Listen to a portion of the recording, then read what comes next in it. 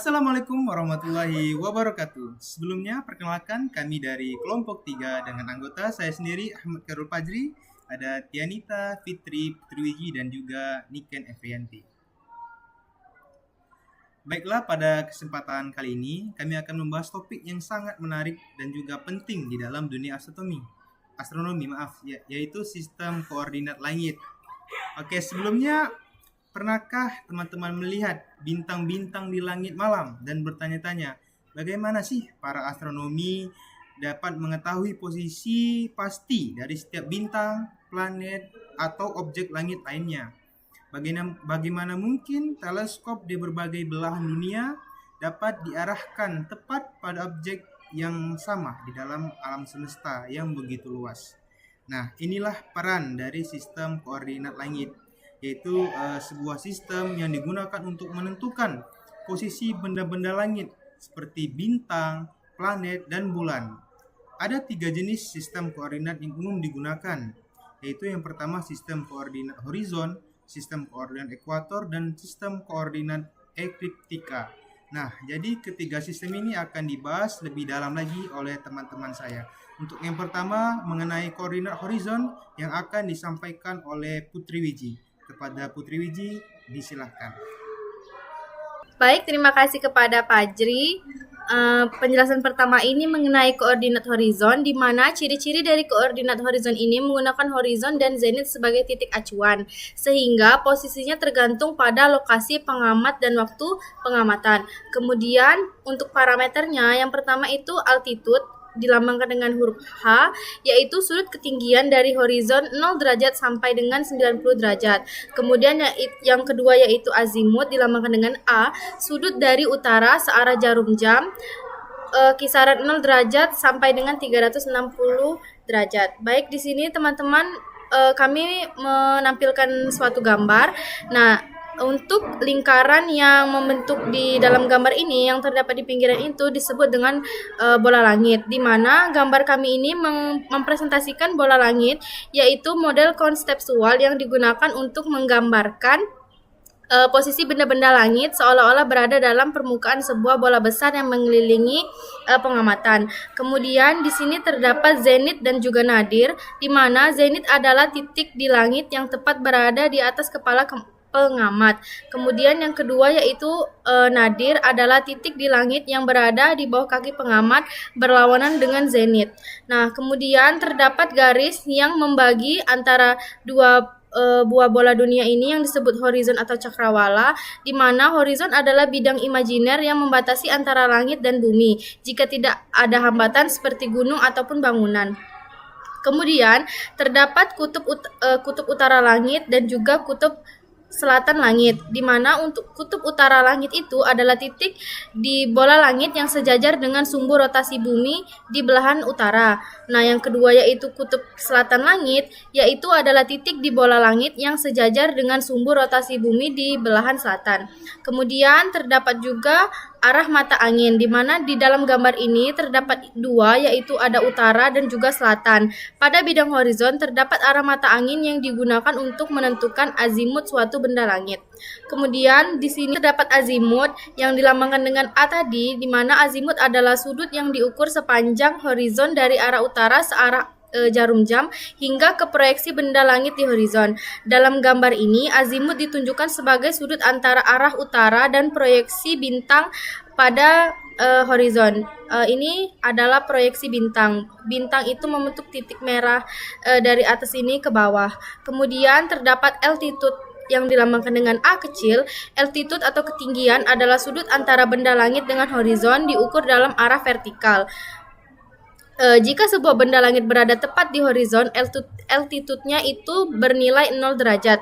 Kemudian, jika benda langit berada di zenit, altitude-nya adalah 90 derajat. Dalam gambar ini, altitude ditunjukkan sebagai sudut antara horizon dan posisi bintang di langit. Kemudian, terdapat posisi bintang yang saya jelaskan tadi, di mana bintang dilambangkan dengan 2 titik berwarna merah.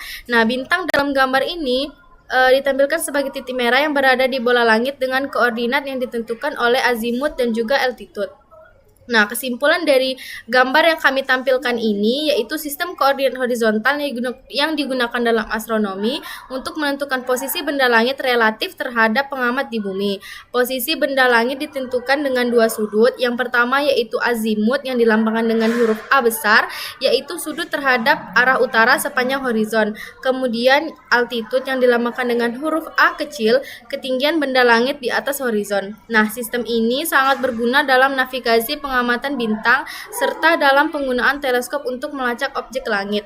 Mungkin itu saja penjelasan dari saya. Untuk penjelasan kedua akan disampaikan oleh rekan saya yaitu Tianita. Baik, terima kasih untuk Putri Meji. Saya akan melanjutkan untuk koordinat ekuator. Jadi, ciri-ciri dari koordinat ekuator memiliki garis lintang dan garis bujur di bumi, tetapi menggunakan khatulistiwa langit sebagai acuan. Sistem ini tidak tergantung pada lokasi pengamat, sehingga cocok untuk peta bintang. Yang selanjutnya yaitu ada parameter. Parameter yang pertama yaitu ada deklinasi. Deklinasi itu sudut dari khatulistiwa langit yang mencapai minus 90 derajat hingga plus 90 derajat. Untuk yang selanjutnya yaitu ada asensio recta, yaitu sudut dari titik vernal dari 0 derajat sampai 360 derajat. Jadi sistem ini mirip dengan sistem garis lintang dan bujur di bumi, tetapi garis ini diterapkan pada bola langit. Pada sistem ini, posisi benda langit ditentukan oleh koordinator utama, yaitu deklinasi yang telah saya sebutkan tadi, dan juga ada asensio. Baik, selanjutnya yaitu ada kutub langit utara dan kutub langit selatan. Jadi, kutub langit utara adalah titik bola langit yang sejajar dengan kutub utara bumi. Jika seseorang berada di kutub utara, maka kutub lintang utara akan berada tepat di atas kepala pengamat. Yang selanjutnya yaitu adalah kutub langit selatan. Kutub langit selatan ini titik yang sejajar dengan kutub selatan bumi. Yang selanjutnya yaitu ada khatulistiwa langit, ekuator langit. Garis ekuator langit adalah proyeksi ekuator bumi ke bulan langit. Yang selanjutnya itu fungsi dari khatulistiwa langit ini berfungsi sebagai garis nol untuk derajat deklinasi. Yang selanjutnya yaitu ada sudut jam atau sudut jam ini biasa disebut dengan jarak sudut antara meridian pengamat dari posisi benda langit di sepanjang ekuator langit. Baik, mungkin itu saja penyampaian dari saya. Untuk titik koordinat yang selanjutnya akan dijelaskan oleh Fitri. Baik, terima kasih untuk Tianita. Untuk sistem koordinat selanjutnya itu ada sistem koordinat ekliptika, di mana sistem koordinat ini memiliki ciri-ciri menggunakan ekliptika, yaitu lintasan matahari di langit akibat revolusi bumi sebagai acuan. Dan untuk parameternya yaitu yang pertama ada lintang ekliptika dengan lambang beta, sudut tegak lurus ekliptika minus 90 derajat hingga plus 90 derajat. Dan yang kedua yaitu bujur ekliptika lambda, sudut sepanjang ekliptika dari titik vernal 0 derajat sampai 360 derajat. Ekliptika sendiri ditunjukkan oleh bidang abu-abu dengan garis biru di tepinya. Dan ekliptika adalah jalur semu matahari yang terlihat dari bumi selama 1 tahun, merupakan bidang orbit bumi terhadap matahari. Pada gambar ditunjukkan pada warna biru dengan bidangnya abu-abu.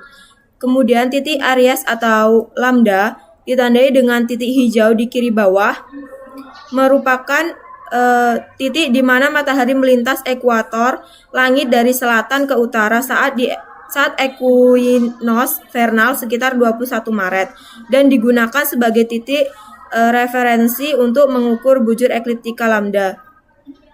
Bujur ekliptika lambda diwakili oleh sudut kuning dari titik Aries Y ke benda langit sepanjang ekliptika. seperti terlihat pada gambar, terdapat warna kuning dengan garisnya, dan mengukur posisi benda langit sepanjang bidang ekliptika dalam derajat mulai dari 0 derajat sampai dengan 360 derajat dari titik Aries. Kemudian ada lintang ekliptika dengan lambang beta, ditunjukkan oleh garis merah tegak lurus terhadap bidang ekliptika.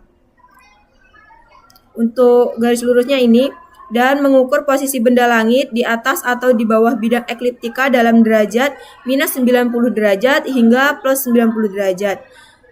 Dan untuk positif pada lintang ekliptika ini memiliki benda langit berada di utara ekliptika, dan untuk negatifnya benda langit berada di sebelah selatan ekliptika.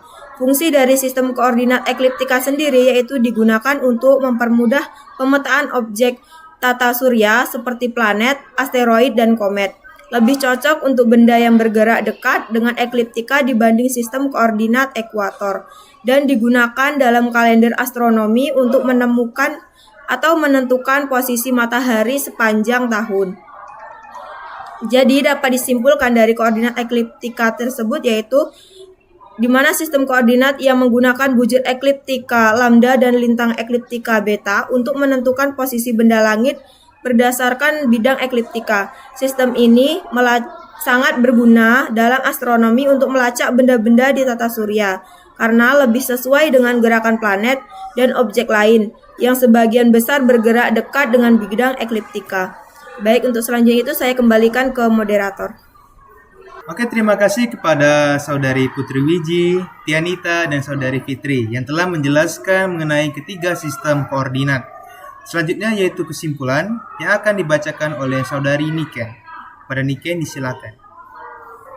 Jadi saya akan membacakan kesimpulan dari ketiga materi tersebut, yaitu dalam astronomi terdapat 3 sistem koordinat utama, horizontal, ekuator, dan ekliptika. Sistem horizontal menggunakan azimut dan altitude, bergantung pada lokasi pengamat sehingga cocok untuk pengamatan langsung. Sistem ekuator dengan asensio rekta dan deklinasi berbasis pada ekuator langit dan digunakan dalam katalog bintang serta panduan teleskop. Sementara itu, sistem ekliptika menggunakan bujur dan lintang ekliptika, berpatokan pada orbit bumi mengelilingi matahari, sehingga lebih sesuai untuk melacak planet dan asteroid. Pemilihan sistem koordinat tergantung pada kebutuhan pengamatan, di mana sistem horizontal bersifat lokal, ekuator lebih universal, dan ekliptika ideal untuk objek tata surya. Baik, saya kembalikan pada moderator. Baik, terima kasih kepada Saudari Niken. Jadi, secara keseluruhan, setiap sistem koordinat memiliki kelebihan dan kegunaannya masing-masing, sesuai dengan kebutuhan astronomi tertentu. Pemahaman yang baik mengenai sistem-sistem ini tidak hanya memudahkan pengamatan benda langit, tapi juga memberikan kontribusi besar dalam penelitian dan eksplorasi alam semesta. Demikianlah pembahasan dari kelompok kami mengenai sistem koordinat langit, sebuah konsep fundamental dalam dunia astronomi yang memungkinkan kita untuk menentukan posisi benda-benda langit dengan presisi yang tinggi. Semoga materi ini tidak hanya menambah pengetahuan kita, tetapi juga menumbuhkan rasa ingin tahu dan semangat eksplorasi lebih dalam terhadap ilmu pengetahuan, khususnya di bidang astronomi. Terima kasih atas perhatiannya dan partisipasinya. Sampai jumpa di kesempatan berikutnya, dan ingat, jika kalian merasa hidup ini berat, mungkin saja itu karena kalian berada di dekat medan gravitasi yang kuat. Terima kasih dan tetap semangat. Kami akhiri, wabillahi taufiq wa hidayah. Wassalamualaikum warahmatullahi wabarakatuh.